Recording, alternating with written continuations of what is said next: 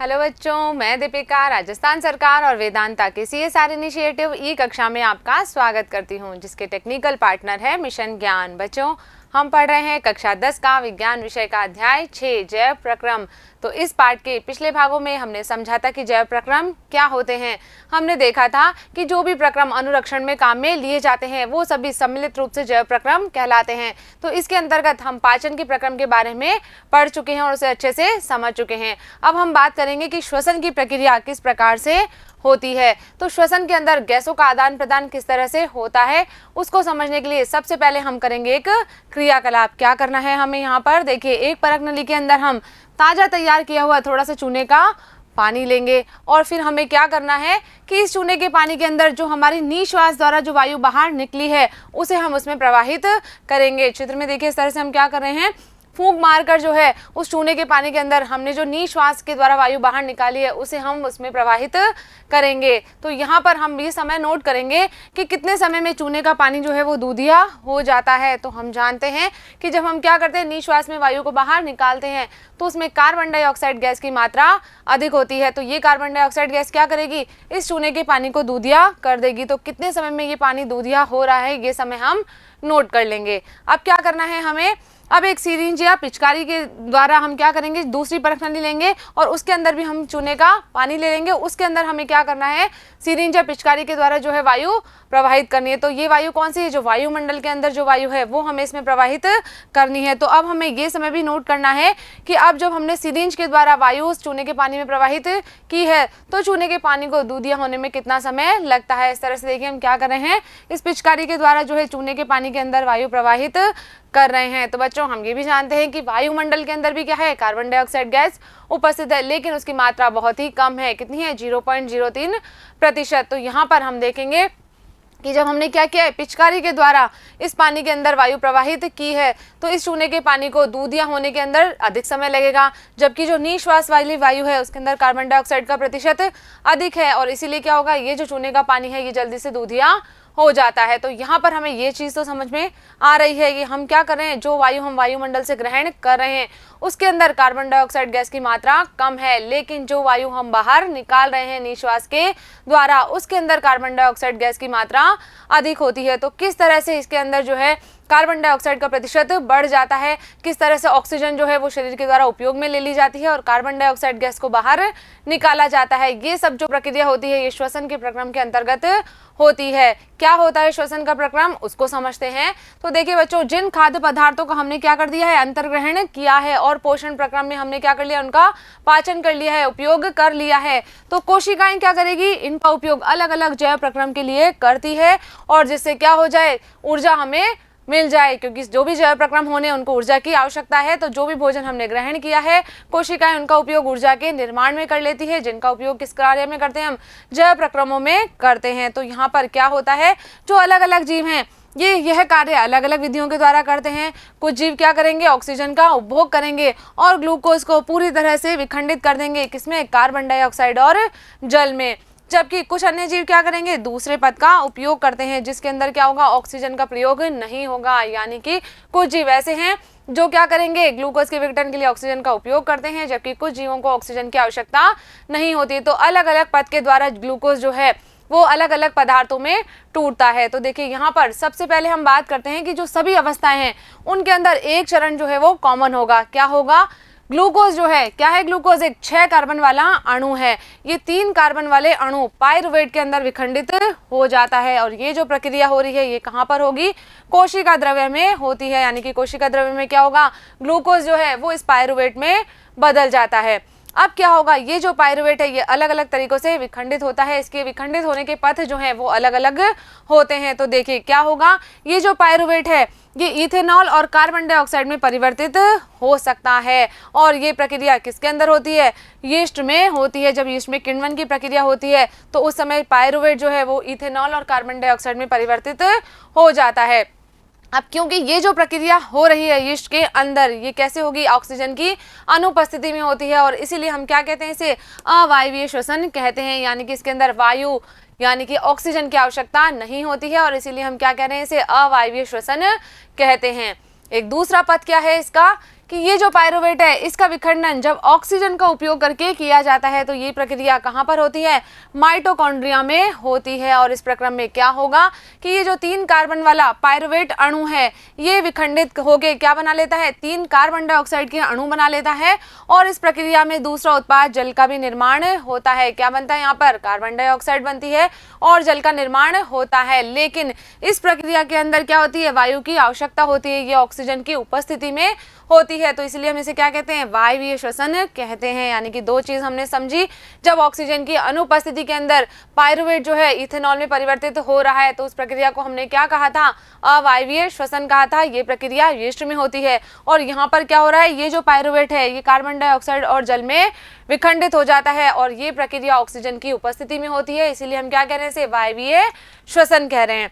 अब जो वायवीय श्वसन है इसके अंदर जो ऊर्जा मोचित होती है ये अवायवीय श्वसन की अपेक्षा बहुत अधिक होती है। यानी कि वायवीय श्वसन के अंदर जो ऊर्जा उत्पन्न हो रही है उसका मान जो है वो बहुत अधिक होता है। अब तीसरा पद क्या होता है इसके विखंडन का, कभी कभी क्या होगा, जब हमारी पेशी कोशिकाओं के अंदर ऑक्सीजन का अभाव हो जाता है, ऑक्सीजन की कमी हो जाती है। कब होती है, जब हम ज्यादा एक्सरसाइज कर रहे हैं, बहुत ज्यादा थकान हो रही है, बहुत तेज हम लगातार दौड़े जा रहे हैं, तो उस समय क्या होगा, पेशी कोशिकाओं के अंदर ऑक्सीजन का अभाव हो जाएगा और पायरुवेट के विखंडन के लिए यहाँ पर एक दूसरा पद अपनाया जाता है। क्या होता है इस पद में कि पायरुवेट जो है ये अन्य 3 कार्बन वाले अणु किसमें बदल जाता है, लैक्टिक अम्ल में परिवर्तित हो जाता है। पायरुवेट के अंदर भी 3 कार्बन है और लैक्टिक अम्ल के अंदर भी 3 कार्बन है, लेकिन क्या हो रहा है, इसका रूप बदल रहा है। पायरुवेट जो है किसमें परिवर्तित हो गया, लैक्टिक अम्ल में परिवर्तित हो जाता है।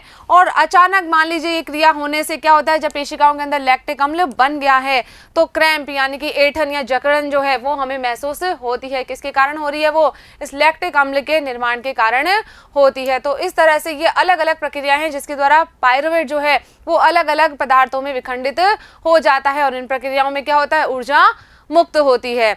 आगे बढ़ते हैं तो यहाँ पर देखिए चित्र के माध्यम से हम एक फ्लो डायग्राम के माध्यम से समझते हैं कि ग्लूकोज क्या है, एक 6 कार्बन वाला अणु है। तो कोशिका द्रव्य के अंदर क्या होगा, ये जो है विखंडित होकर पायरुवेट में बदल जाएगा। पायरुवेट क्या है, 3 कार्बन वाला अणु है। अब 3 पथ होते हैं इसके लिए, या तो क्या होगा, ऑक्सीजन की अनुपस्थिति के अंदर यीस्ट के अंदर ये प्रक्रिया होगी तो ये जो पायरुवेट है ये इथेनॉल और कार्बन डाइऑक्साइड में परिवर्तित हो जाता है और इस प्रक्रिया में क्या होता है, ऊर्जा मुक्त होती है। या फिर क्या हो सकता है, यहाँ पर देखिए जब मान लीजिए हमारी पेशी कोशिकाओं के अंदर ऑक्सीजन का अभाव हो रहा है तो उस प्रक्रिया में क्या होगा, ये जो पायरुवेट है ये लैक्टिक अम्ल में बदल जाता है और कुछ मात्रा में इस प्रक्रिया में भी ऊर्जा मुक्त होती है। इसके अलावा तीसरा जो पथ है वो कैसा है, ये होगा ऑक्सीजन की उपस्थिति में, जिसे हमने क्या कहा था, जिसे हमने वायवीय श्वसन कहा था। तो इस प्रक्रिया में क्या होगा, पायरुवेट जो है वो कार्बन डाइऑक्साइड, जल और ऊर्जा का निर्माण करता है। ये पायरुवेट जो है विखंडित होता है किसमें, कार्बन डाइऑक्साइड में और जल में, और इस प्रक्रिया के अंदर भी ऊर्जा मुक्त होती है। लेकिन जो वायवीय श्वसन में ऊर्जा उत्पन्न हो रही है उसका मान जो है वो बहुत अधिक होता है बजाय किसके, अवायवीय श्वसन की अपेक्षा। चलिए आगे बढ़ते हैं। अब आगे हम देखते हैं कि कोशिकीय श्वसन के द्वारा जो भी ऊर्जा निकल रही है, ऊर्जा तो उत्पन्न हो रही है, वो ऊर्जा अब हमारे उपयोग में कैसे ली जाएगी। तो क्या होता है, ये ऊर्जा तत्काल ही एटीपी नामक अणु के संश्लेषण में प्रयुक्त हो जाती है। तुरंत ही किसका निर्माण हो जाता है, एटीपी अणु का निर्माण हो जाता है। क्या है ये एटीपी, ये एटीपी जो है एक मुद्रा है जो क्या की जाती है, कोशिकाओं के ईंधन की तरह कार्य करती है। जैसे कि जब हमें गाड़ी चलानी है तो हम किसका उपयोग करते हैं ईंधन के रूप में, पेट्रोल या डीजल का प्रयोग करते हैं। तो यदि हमारी कोशिकाओं को कोई भी जैव प्रक्रिया करनी है तो वो किसका उपयोग करेगी, इस एटीपी का उपयोग करेगी। क्या होता है कि एटीपी का जब विखंडन होगा तो इसके विखंडन से एक निश्चित मात्रा में ऊर्जा उत्पन्न होती है और यही ऊर्जा क्या करेगी, कोशिका के अंदर होने वाली जो एंडोथर्मिक क्रियाएं हैं जिनके अंदर ऊर्जा की आवश्यकता है उनका संचालन, उनका परिचालन करती है। तो क्या हो रहा है, यहाँ पर जैसे ही ऊर्जा बनी वो ऊर्जा एटीपी के निर्माण में प्रयुक्त ली जाएगी और जब एटीपी का निर्माण हो जाएगा और कोशिका को इसकी आवश्यकता है, कोशिका को ऊर्जा की आवश्यकता है, तो एटीपी का विखंडन हो जाएगा और ये जो ऊर्जा है ये उपयोग में ले ली जाएगी। तो इस तरह से ये एटीपी क्या कर रहा है, ये कोशिकाओं के लिए एक मुद्रा की तरह कार्य कर रहा है। क्या होता है ये एटीपी, देखिए हमने अभी पढ़ा कि जो अधिकांश कोशिकीय प्रक्रम है उनके अंदर क्या होगा, जब भी ऊर्जा की आवश्यकता है तो एटीपी वहां आएगा, विखंडित होगा और ऊर्जा प्रदान करेगा। तो ये जो एटीपी है ये कोशिकाओं के लिए क्या है, एक ऊर्जा मुद्रा है। यानी कि क्या देगा, जब भी हमें मान लीजिए कोई सामान खरीदना है तो हम क्या करेंगे, दुकानदार को जाके पैसे देते हैं और वो हमें सामान देता है। तो इसी तरह जब कोशिकाओं को ऊर्जा की आवश्यकता है तो उन्हें भी क्या खर्च करना पड़ेगा, यहाँ पर एटीपी खर्च करना पड़ेगा। और क्या होगा, श्वसन प्रक्रम के अंदर जो ऊर्जा मोचित हो रही है, ये एटीपी का निर्माण कैसे हुआ है। जब हमने देखा था कि श्वसन के अंदर पायरुवेट का विखंडन हुआ तो क्या हुआ, ऊर्जा उत्पन्न हुई। तो ये मोचित ऊर्जा ही क्या करती है, एटीपी के अंदर किसको जोड़ देगी, अकार्बनिक फास्फेट अणु को जोड़ देती है, जिससे एटीपी का निर्माण हो जाता है। देखिए यहाँ पर इस एटीपी के अंदर ये फास्फेट का अणु जुड़ जाता है तो ऊर्जा यहाँ पर उपयोग में ली जाती है और किसका निर्माण हो जाता है, यहाँ पर एटीपी का निर्माण हो जाता है। और जब वापस क्या होगा, इस एटीपी में से फास्फेट का अणु जब अलग होगा, यानी कि एटीपी में जब इस अंतस्थ फास्फेट की सहलग्नता खंडित होगी, टूट जाएगी, तो क्या होगा, 30.5 किलो जूल पर मोल के बराबर लगभग ऊर्जा जो है वो मोचित होती है। यानी कि इतनी ऊर्जा इस एटीपी के विखंडन से हमें प्राप्त होती है। तो ये एटीपी क्या कर रहा है, ये एक ऊर्जा मुद्रा की तरह कार्य कर रहा है। कोशिकाओं को जब भी ऊर्जा की आवश्यकता होगी तो एटीपी विखंडित हो जाता है और ऊर्जा का मोचन करता है। चलिए आगे बढ़ते हैं। अब आगे हम बात कर रहे हैं, क्योंकि कोशिकाओं के अंदर क्या होगा, अब जब ऊर्जा उत्पन्न हो गई, एटीपी का विखंडन हो गया है, तो इसका उपयोग किस कार्य में लिया जाएगा। यहाँ पर देखिए, पेशियों के सिकुड़ने, प्रोटीन संश्लेषण, तंत्रिका आवेग का संचरण करने के लिए आदि क्रियाओं के लिए जो है इस ऊर्जा को उपयोग में ले लिया जाता है। अब वायवीय श्वसन के अंदर ये जो पथ है ये किस पर निर्भर कर रहा है, देखिए ऑक्सीजन पर निर्भर कर रहा है। हमने कहा कि वायवीय श्वसन में अगर ऊर्जा प्रदान करनी है तो क्या होगा, ऑक्सीजन की आवश्यकता होगी। तो इसीलिए सभी जीवों को ये सुनिश्चित करना जरूरी होता है कि पर्याप्त मात्रा में ऑक्सीजन जो है वो ग्रहण की जा रही है और सभी कोशिकाओं तक ये ऑक्सीजन पहुंच रही है। तो अब क्या होगा, इस ऑक्सीजन के पथ को सुनिश्चित करने के लिए भी क्या बनाया गया है, हमारे शरीर में एक और वहन तंत्र बनाया गया है। परिसंचरण तंत्र जो है वो ये सुनिश्चित करता है कि प्रत्येक कोशिका तक जो है वो ऑक्सीजन पहुंच जाए। किस तरह से पहुंचती है ये ऑक्सीजन, देखिए पौधों के अंदर तो क्या है कि गैसों का आदान प्रदान रंध्र के द्वारा हो जाता है और उनकी जो ऊतक है उनके अंदर बड़े बड़े अंतरकोशिकीय अवकाश हैं जो ये सुनिश्चित करते हैं कि प्रत्येक कोशिका वायु के संपर्क में रहे, यानी कि हर कोशिका को जो है पर्याप्त मात्रा में ऑक्सीजन उपलब्ध होती रहे। और क्या होगा, यहाँ से कार्बन डाइऑक्साइड और ऑक्सीजन जो है उसका आदान प्रदान विसरण के द्वारा हो जाता है। विसरण के द्वारा क्या किया जाता है, कार्बन डाइऑक्साइड गैस ग्रहण कर ली जाती है और ऑक्सीजन गैस बाहर निकाल दी जाती है। तो ये विसरण की जो दिशा है भाई, किस और जो है इनको प्रवाहित होना है, विसरण किस दिशा से किस दिशा की ओर होना है, ये किस पर निर्भर करता है, ये पर्यावरणीय अवस्थाओं पर या फिर पौधे की आवश्यकता पर निर्भर करता है। जैसे कि रात्रि के अंदर क्या होगा, जब कोई प्रकाश संश्लेषण की क्रिया नहीं हो रही है तो इस टाइम पे क्या होगा, जो भी कार्बन डाइऑक्साइड गैस बन रही है श्वसन की प्रक्रिया में उसको बाहर निकालना ही क्या है, इस विसरण का मुख्य उद्देश्य होता है। यानी कि यहाँ पर केवल रात्रि के समय क्या हो रहा है, केवल कार्बन डाइऑक्साइड गैस जो है वो ही बाहर निकाली जाएगी। इसी तरह से हम देखें कि दिन के अंदर तो क्या होगा, जब श्वसन की प्रक्रिया हो रही है और उसमें जो कार्बन डाइऑक्साइड गैस उत्पन्न हो रही है उसका तुरंत उपयोग किसमें कर लिया जाएगा, प्रकाश संश्लेषण की क्रिया में प्रयोग में ले लिया जाएगा। इसलिए इस समय कोई भी कार्बन डाइऑक्साइड गैस बाहर नहीं निकलती है। इस समय क्या होगा, केवल ऑक्सीजन जो है वही बाहर निकलती है। तो हमने देखा था कि प्रकाश संश्लेषण के अंदर क्या होगा, कार्बन डाइऑक्साइड गैस तो ग्रहण कर ली जाएगी और ऑक्सीजन गैस जो है वो बाहर निकाल दी जाएगी। लेकिन जंतुओं के अंदर क्या है,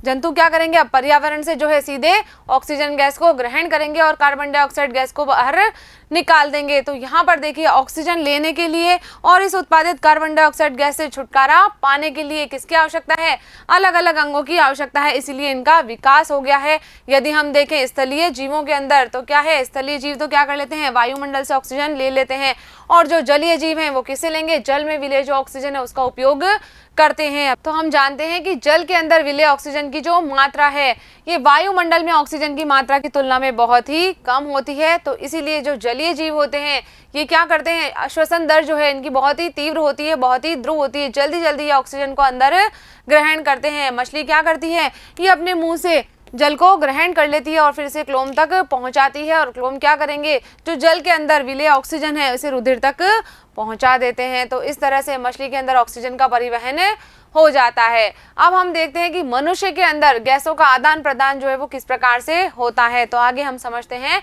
मानव श्वसन तंत्र के बारे में। तो हम सभी जानते हैं कि मनुष्य के अंदर वायु जो है वो शरीर के अंदर कैसे ली जाएगी, नासा द्वार के द्वारा ग्रहण की जाती है। और इस नासा द्वार के द्वारा जो वायु अंदर प्रवेश कर रही है, ये वायु मार्ग में उपस्थित महीन बाल जो हैं, छोटे छोटे रोम हैं, उनके द्वारा निस्यंदित हो जाती है, छन जाती है, जिससे क्या होगा, शरीर के अंदर जो वायु प्रवेश कर रही है वो धूल और अशुद्धियों रहित हो जाती है। जो भी उसमें धूल के कण, अशुद्धियां, परागकण आदि होते हैं, वो इन महीन बालों के द्वारा छन जाते हैं और अंदर जो वायु प्रवेश कर रही है वो एकदम साफ होती है। तो इस मार्ग के अंदर श्लेष्मा की भी एक परत होती है जो इस प्रक्रिया में सहायक होती है।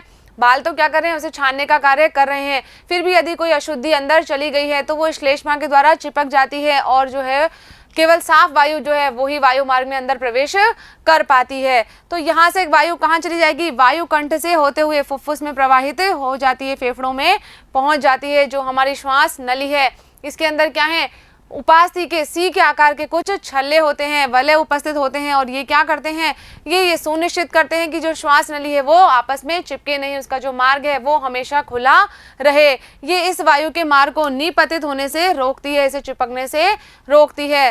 देखते हैं अब किस तरह का हमारा श्वसन तंत्र होता है। देखिए ये है मानव का श्वसन तंत्र। तो यहाँ पर देखिए जो ऊपर वाला भाग है इसमें क्या है, नासा द्वार है। ये नासा द्वार आगे जाकर कंठ से होते कहाँ खुलता है, श्वास नली में खुलता है और श्वास नली के अंदर जो है उपास्थि के सी के आकार के कुछ वलय छल्ले पाए जाते हैं जो इस श्वास नली को चिपकने से रोकते हैं।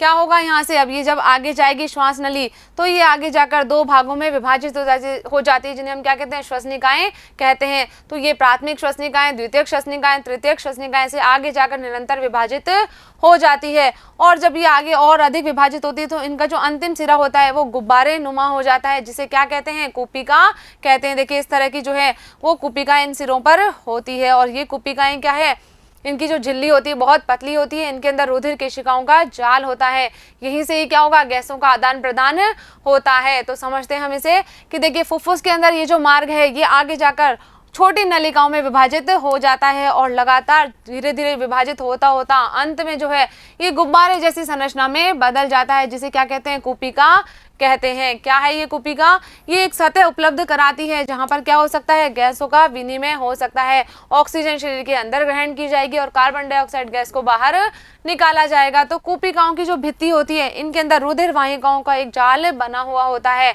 ये रुधिर वाहिकाएं क्या करेगी, गैसों को आदान प्रदान करेगी। देखिए जब क्या होगा, हम श्वास को अंदर लेंगे तो पसलियां जो है वो ऊपर की ओर उठती है और डायफ्राम कैसा हो जाता है, चपटा हो जाता है, जिसके परिणाम स्वरूप क्या होगा, वक्ष गुहा बड़ी हो जाएगी, वक्ष गुहा का आयतन जो है वो बढ़ जाता है। और क्या होगा, जो वायु है वो फुफ्फुस से इनके अंदर प्रवेश कर जाती है। अब क्या होता है कि जो रुधिर है ये क्या करता है, शेष शरीर से कार्बन डाइऑक्साइड को कुपिकाओं तक लेकर आता है ताकि उसे शरीर से बाहर निकाल दिया जा सके। तो कुपिका क्या करेगी, वायु से ऑक्सीजन को ग्रहण करेगी और शरीर की सभी कोशिकाओं तक पहुंचाने का कार्य करती है। तो जब श्वास चक्र के समय वायु क्या हो रही है, अंदर और बाहर हो रही है, तो फुफ्फुस सदैव कुछ आयतन को अवशिष्ट आयतन के रूप में रखते हैं। वायु का कुछ आयतन जो है अवशिष्ट आयतन के रूप में उनमें रहता है, जिससे क्या हो कि ऑक्सीजन के अवशोषण और कार्बन डाइऑक्साइड के मोचन के लिए पर्याप्त समय जो है वो मिल जाता है। क्योंकि क्या हो रहा है, यहाँ पर गैसों का आदान प्रदान हो रहा है, तो इसके लिए पर्याप्त समय उन्हें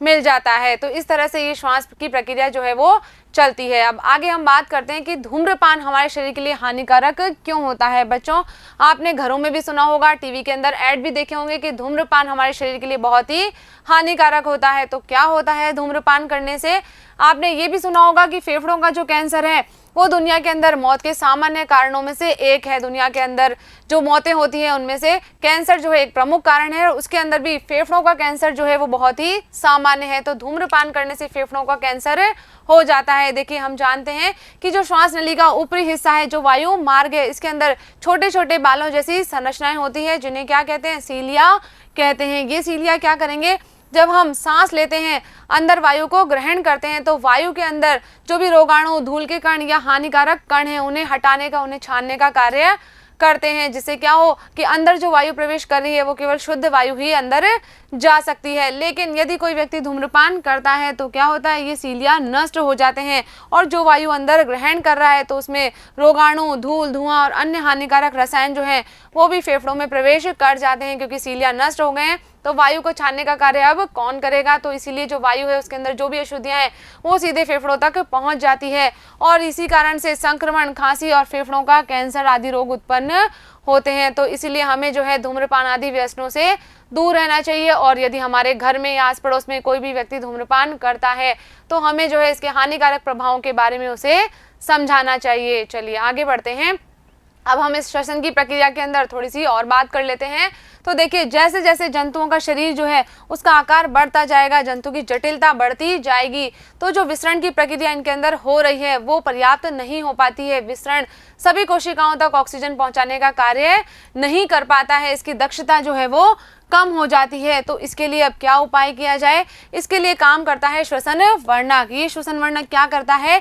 ये फुफ्फुस की वायु से ऑक्सीजन को ले लेता है और उन सभी ऊतकों तक पहुंचा देता है जिनको ऑक्सीजन की आवश्यकता होती है। तो मनुष्य के अंदर ये श्वसन वर्णक कौन सा है? ये है हीमोग्लोबिन, जो कहाँ पाया जाता है? ये मनुष्य की लाल रुधिर कणिकाओं में उपस्थित होता है। हमारे रक्त के अंदर जो लाल रुधिर कणिकाएं हैं वो किसकी उपस्थिति के कारण लाल होती है? हीमोग्लोबिन की उपस्थिति के कारण ही लाल होती है। तो ये जो हीमोग्लोबिन है ये ऑक्सीजन के लिए उच्च बंधुता रखता है, तो ये ऑक्सीजन का परिवहन जो है वो अधिक दक्षता से कर पाता है। अब क्या होगा? जो कार्बन डाइऑक्साइड हमारे शरीर में उत्पन्न हो रही है वो जल के अंदर जो है वो अधिक विलय होती है, तो इसलिए रुधिर के अंदर ये विलय अवस्था में परिवहित होती है और इसे शरीर से बाहर निकाल दिया जाता है। तो इस तरह से ये श्वसन की प्रक्रिया हमारे शरीर में संपन्न होती है। तो बच्चों, यहाँ पर हमारा ये भाग कंप्लीट हो गया है। मुझे उम्मीद है कि इस वीडियो में हमने जो भी बातें की है वो आपने अच्छे से समझ ली होगी। तो अब हम कर लेते हैं इस भाग से संबंधित कुछ प्रश्न जो कि हमारी पाठ्य पुस्तिका में दिए गए हैं। तो पहला प्रश्न हमें यहाँ पर दिया गया है कि श्वसन के लिए ऑक्सीजन प्राप्त करने की दिशा में एक जलीय जीव की अपेक्षा स्थलीय जीव किस प्रकार लाभप्रद हैं? तो हमने पढ़ा था कि जलीय जीव क्या करेंगे? श्वसन की प्रक्रिया में जल में विलय जो ऑक्सीजन है उसका उपयोग करते हैं और जो स्थलीय जीव हैं वो वायुमंडल से डायरेक्ट ऑक्सीजन को ग्रहण कर लेते हैं। तो एक तो हम इसी तरह से जो है ज़्यादा लाभप्रद हैं कि वायुमंडल के अंदर ऑक्सीजन की मात्रा अधिक है जबकि जल के अंदर जो घुली हुई ऑक्सीजन है उसकी मात्रा कम होती है। तो यहाँ पर देखिए क्या लिखेंगे हम कि जलीय जीव जल में विलय ऑक्सीजन का उपयोग करके श्वसन की क्रिया करते हैं और जल में विलय ऑक्सीजन की मात्रा जो है वो वायुमंडल में ऑक्सीजन की मात्रा की तुलना में बहुत ही कम होती है। तो इसीलिए जो जलीय जीव हैं इनके अंदर क्या होगी? श्वसन दर स्थलीय जीवों की अपेक्षा बहुत ही द्रुत होती है, बहुत ही तेज होती है, जबकि जो स्थलीय जीव हैं इनमें जो श्वसन की क्रिया होगी ये आसान होती है और धीमी होती है, क्योंकि हमें तो क्या है वायुमंडल से पर्याप्त मात्रा में ऑक्सीजन उपलब्ध हो जाती है। चलिए आगे देखते हैं। नेक्स्ट क्वेश्चन है, ग्लूकोज के ऑक्सीकरण से भिन्न जीवों में ऊर्जा प्राप्त करने के विभिन्न पथ क्या हैं? तो हमने पढ़ा था कि सभी के अंदर क्या होगा? ग्लूकोज जो है पहले किस में परिवर्तित हो जाएगा? पायरुवेट में परिवर्तित हो जाता है, उसके बाद में अलग अलग पथ के द्वारा इससे ऊर्जा निर्मुक्त होती है। तो यहाँ पर देखिए पहला जो पथ है उसमें हमने बात की थी कि ग्लूकोज जो है कोशिका द्रव्य में विघटित होकर क्या बना लेगा? पायरुवेट बना लेगा और ये पायरुवेट ऑक्सीजन की अनुपस्थिति के अंदर विघटित होगा और क्या बनाएगा? इथेनॉल और कार्बन डाइऑक्साइड बनाएगा। ये प्रक्रिया किसमें होती है? यीस्ट में होती है किण्वन के समय। तो इस प्रक्रिया के अंदर ऊर्जा भी विमोचित होती है। नेक्स्ट क्या पथ है इसका कि पेशी कोशिकाओं के अंदर जब कभी ऑक्सीजन का अभाव हो जाता है तो किसका निर्माण होता है? लैक्टिक अम्ल का निर्माण यहाँ पर हो जाता है। ये जो पायरुवेट है ये इस लैक्टिक अम्ल में परिवर्तित हो जाता है और इसमें भी ऊर्जा निर्मुक्त होती है। तीसरे पद की हमने बात की थी कि ऑक्सीजन की उपस्थिति के अंदर जब वायवीय श्वसन हो रहा है तो पायरुवेट का विखंडन किस में हो जाएगा? कार्बन डाइऑक्साइड और जल में हो जाएगा और ये प्रक्रिया कहाँ पर संपन्न होती है? माइटोकॉन्ड्रिया में संपन्न होती है और इस जो प्रक्रिया के अंदर क्या है? ऊर्जा जो निर्मोचित होती है उसका मान अधिक होता है। तो यहाँ पर हमने चित्र के माध्यम से भी इन तीनों प्रक्रमों को समझा था कि यहाँ पर क्या होगा? ऑक्सीजन की अनुपस्थिति में पायरुवेट इथेनॉल और कार्बन डाइऑक्साइड में परिवर्तित हो जाएगा। यदि पेशी कोशिकाओं के अंदर ऑक्सीजन का अभाव हो गया है तो पायरुवेट लैक्टिक अम्ल में परिवर्तित हो जाता है। और तीसरा पद था वायवीय श्वसन का। जब ऑक्सीजन जो है पर्याप्त मात्रा में उपलब्ध है तो पायरुवेट कार्बन डाइऑक्साइड और जल का निर्माण कर लेता है और इस प्रक्रिया में भी ऊर्जा निर्मुक्त होती है। चलिए आगे बढ़ते हैं। नेक्स्ट क्वेश्चन है, मनुष्यों में ऑक्सीजन तथा कार्बन डाइऑक्साइड का परिवहन कैसे होता है? तो हमने पढ़ा था श्वसन की प्रक्रिया में क्या होगा? कार्बन डाइऑक्साइड गैस को बाहर निकाला जाएगा, ऑक्सीजन गैस को ग्रहण किया जाएगा और मनुष्य के अंदर ये जो कार्बन डाइऑक्साइड और ऑक्सीजन का परिवहन है इसका कार्य कौन करता है? हीमोग्लोबिन करता है। ये हीमोग्लोबिन क्या करेगा? ऑक्सीजन को लेकर संपूर्ण अंगों तक पहुंचाता है और ऊतकों से कार्बन डाइऑक्साइड जो है वो रुधिर के द्वारा कहाँ तक पहुंच जाती है, फेफड़ों तक पहुंच जाती है। तो क्या हो रहा है, फेफड़ों के अंदर जो कुपिका है ये क्या कर लेगी, ऑक्सीजन और कार्बन डाइऑक्साइड का आदान प्रदान कर देगी। ऑक्सीजन को अंदर ग्रहण कर लिया जाएगा और कार्बन डाइऑक्साइड गैस को बाहर निकाल दिया जाएगा। तो ये जो परिवहन हो रहा है किसके माध्यम से हो रहा है, रुधिर के द्वारा हो रहा है। चलिए आगे बढ़ते हैं। नेक्स्ट क्वेश्चन है, गैसों के विनिमय के लिए मानव फुफ्फुस में अधिकतम क्षेत्रफल को कैसे अभिकल्पित किया है। तो हमने देखा था कि जो मानव का श्वसन तंत्र है उसके अंदर जो श्वास नली है वो श्वसनिकाओं में विभाजित होती है। उसके बाद में प्राथमिक श्वसनिका, द्वितीयक श्वसनिका, ऐसे आगे जाकर उत्तरोत्तर विभाजित हो जाती है और अंत में एक गुब्बारे जैसी संरचना में परिवर्तित हो जाती है, जिसे क्या कहते हैं, हम कुपिका कहते हैं। तो ये कुपिका ही क्या करती है, गैसों का आदान प्रदान, गैसों का विनिमय करती है। तो देखिए यहाँ पर कि गैसों के विनिमय के लिए मानव फुफ्फुस में अंदर का जो भाग है ये छोटी छोटी नलिकाओं में विभाजित हो जाता है और ये नलिकाएं अंत में गुब्बारे जैसी रचना में अंतर्गत हो जाती है, जिन्हें क्या कहते हैं, कुपिका कहते हैं। और ये कुपिका क्या करती है, गैसों के विनिमय के लिए अधिक क्षेत्रफल उपलब्ध कराती है। तो इस तरह से गैसों का विनिमय जो है वो कुपिकाओं के द्वारा हो जाता है। तो बच्चों यहाँ पर हमारा ये भाग कंप्लीट हो गया है। इस वीडियो में हमने जो भी बातें की है वो आपने अच्छे से समझ ली होगी और अपनी कॉपी में नोट भी कर ली होगी। तो मिलेंगे हम अगले वीडियो में इस पाठ के अगले भाग के साथ। तब तक आप पढ़ते रहिए, आगे बढ़ते रहिए। धन्यवाद।